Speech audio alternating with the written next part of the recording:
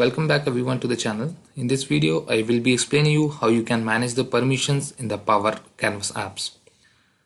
For example, you are having one Canvas app form where you want to show the same form in the read-only format to one set of users and the other set of users can make the updates to it. So how you can differentiate with the permission. So for that I have already created one SharePoint list which we would be using as access control list, and all the users within this list would able to make updates to the My SharePoint Canvas app. So for demo I would be creating a SharePoint template to choose from.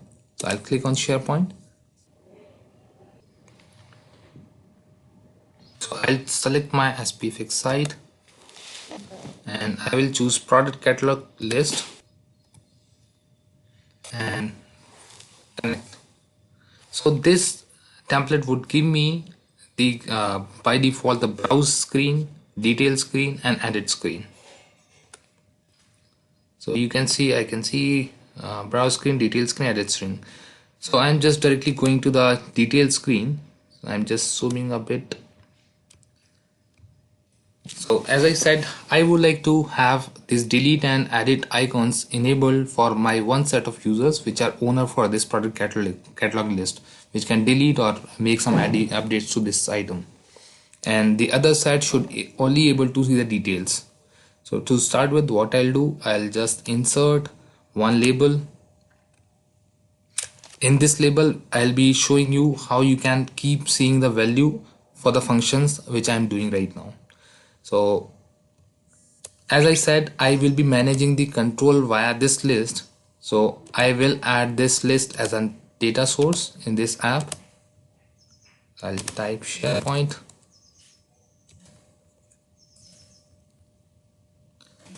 and we'll choose access control list. So now this is available for me. So in my text, the label, what I'll do, I'll use lookup function for on this access control list where title equal to my current user dot email.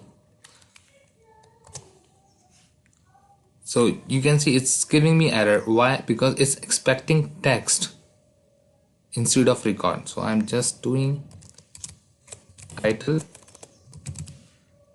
So when I do title, it doesn't show me anything and gives me some warning. This is a delegation warning, as I said earlier as well. If we do a lookup or search within SharePoint as a data source, then it does give us that delegation warning. If we do that against any of the database CDS, then it will not. Alright, so now I would like to use this as a boolean for these control visibility. So here itself what I'll do, I'll use is blank function which will give me boolean for this, whether if my title is falling under this access control list, then it should give me true. If it's blank, it should give me true, otherwise it should give me false. So right now I'm getting true because my access control list is empty. So the same logic I would like to apply on edit and delete icons. So I'll just go to edit icon and I'll choose visible, and by default is true, so I'll replace with my function. So if this email doesn't fall under this access control list, it will give me blank as in true. So I need to put one negation sign so that it keep on visible if the user falls under that list. So I'll just copy the entire expression once again and do the same thing for my delete button visibility. Just copy pasting it. Okay, so we are good. I'm saving this app access control demo app. If you click on share, it will give you prompt to share with people, but I'll just play it. Okay, so once I click on arrow icon, it gave me that true, the label which we set, because the current user email, which is mine, did not find under this SPFX access control list. So we are good. For end users where we would like to just showcase the values, would like to give the capability to edit or delete, then it would be the case. Otherwise, if I would like to give the edit feature, then I'll just add up the current user.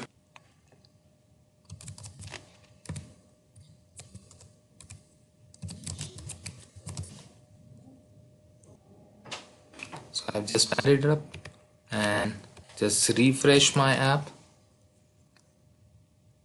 and if I click on arrow, it does give me that delete and edit icon, and now I'm getting false over here in my tags.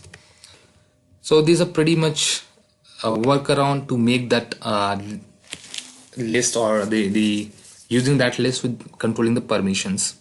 So that's how you can do. And for the other functions, for plus, if you want to allow users to create a new item, then you can keep on showing plus icon the same way I did for the edit. So I believe this is how you can control the app's permission. Thanks.